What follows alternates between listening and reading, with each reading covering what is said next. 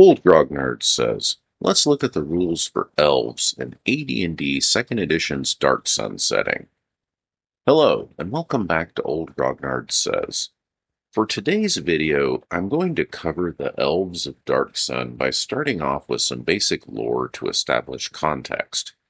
After that, we'll look at the role-playing suggestions from the rulebook, and then finish off by looking at game mechanics like racial abilities and multi-class combinations. Let's get started by looking at how elves fit into this setting. The dunes and steppes of Athos are home to thousands of tribes of nomadic elves. While each tribe is very different culturally, the elves within them remain a race of long-limbed sprinters given to theft, raiding, and warfare. Elves are all brethren within their own tribe, but regard all outsiders as potential enemies. There is no racial unity among the elves. An elf from outside the tribe is just as much a foe as a human, halfling, or thri-kreen. Acceptance of an outsider by an individual elf can be achieved, but trust will only develop over time. Acceptance of an outsider by an entire tribe is also possible, but rare. It is usually only awarded after some great sacrifice has been made on behalf of the tribe. Many outsiders have been accepted posthumously into elven desert tribes. Individually, tribal elves are swift, sure, and self-reliant in the extreme. An elf is conditioned to run quickly over sandy and rocky terrain, sometimes for days at a time. An elf warrior can cross better than 50 miles per day.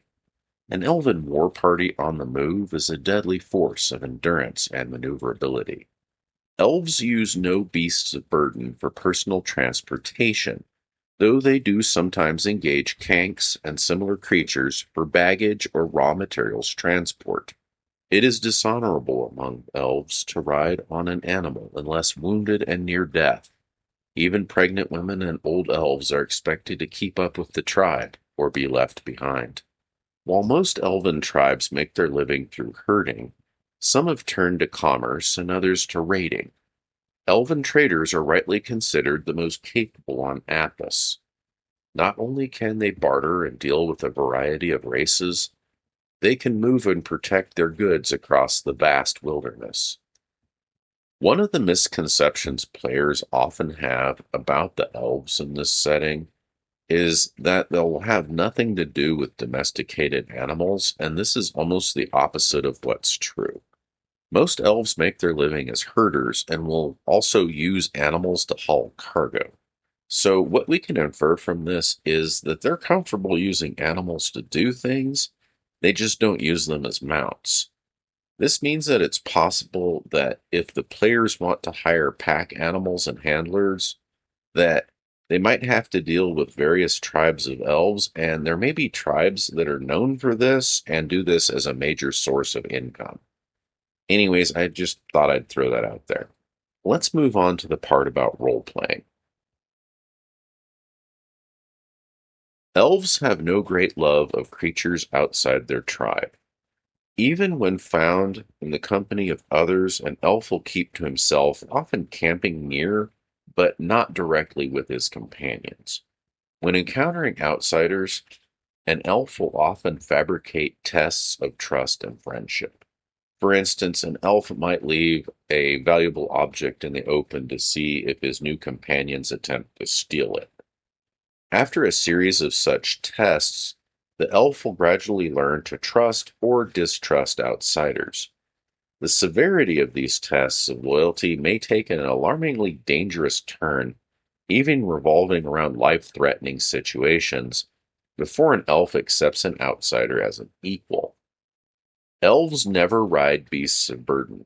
They prefer to run everywhere they travel, even when running might prove slower, or others in the elf's party will be taking animal or magical transportation. I want to once again talk about the relationship between elves and transportation. Elves prefer to move on foot, but they're not going to be stupid about it. If the only way to get across the river of molten lava is to ride on the back of a giant flying insect or a pterodactyl, The elf will go along with it, they just won't be happy about it. They're not going to try to run across the lava and die. Again, I thought I'd just clarify that. Now let's move on to the last part of the video, racial traits and ability score modifiers. The Elves of Dark Sun get a short physical description on page 6. An Athasian elf stands between 6.5 and 7.5 feet tall. They are slender, lean, and generally in terrific physical condition. Their features are deeply etched into their weather-toughened faces, and their skin made rugged by the wind-blown sands and baking sun of the wilderness. Elves typically dress to survive in the desert environment. Even when at an oasis or in cities, elves tend to prefer their native garb, designed to wrap the wearer against the brutality of the elements. So, going with the physical description, here are the height, weight, and age table entries for Athasian elves. These are from page 18 of the rules book. According to the table here, the base height for a male elf is 6.5 feet with 2d8 as a modifier. So this puts their height as between 6'8" and 7'10".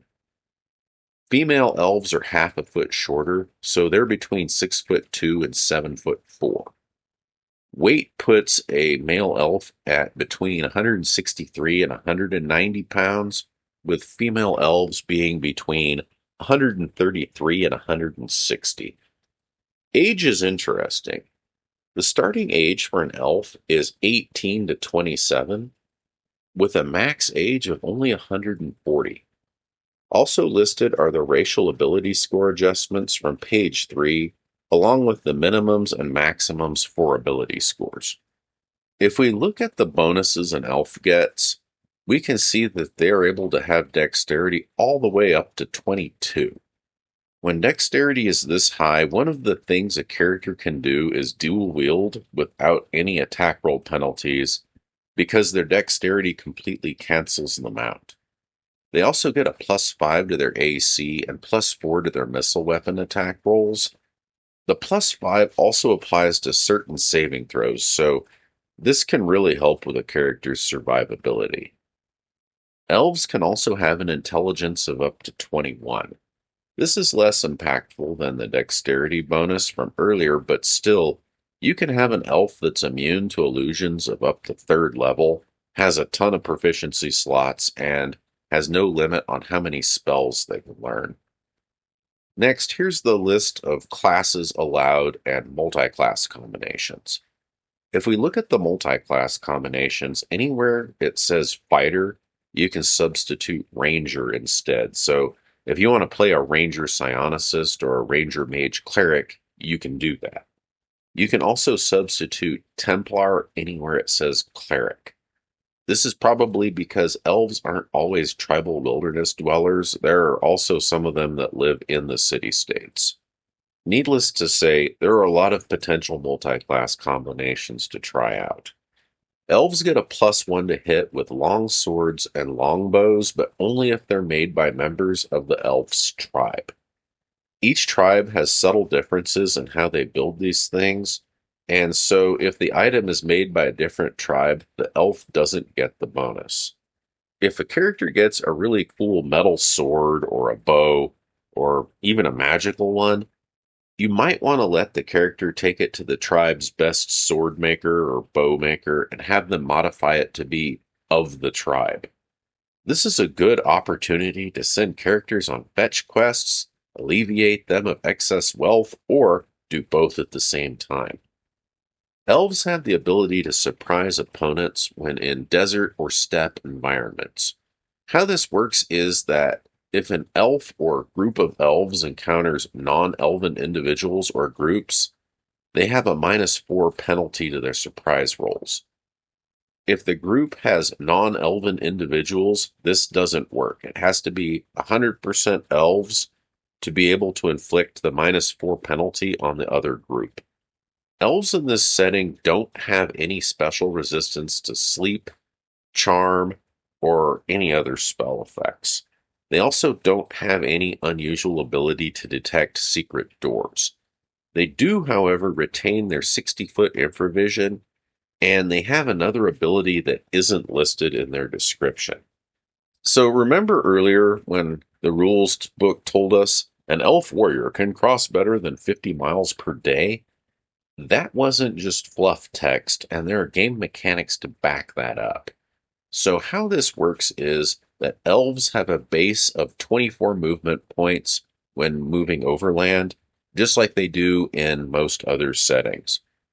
However, they can add their constitution score to their movement points. So, if an elf has a 12 constitution, they have 36 movement points when moving overland.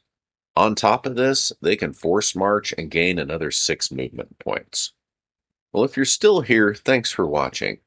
Bill Bird the Bear Bard and I wish you a wonderful rest of your day.